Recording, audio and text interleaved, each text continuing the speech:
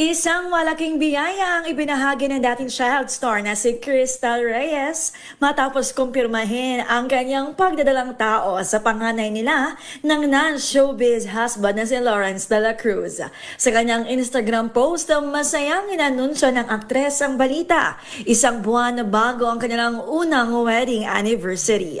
Sa simpleng caption na "Our little family grew to 3", agad na umani na pagbati at suporta ang aktres mula sa kanyang mga kaibigan sa industriya at ang mga taga-suporta. Matatanda ang ikinasal si Crystal kay Lawrence sa isang church ceremony sa Caloocan noong 2025 at ngayong 2026 lalo pang titibay ang kanilang pagsasama sa pagdating ng kanilang first baby. Ito si Josa Cruzat nag-uulat para sa DZRH, una sa Pilipinas, una sa Pilipino.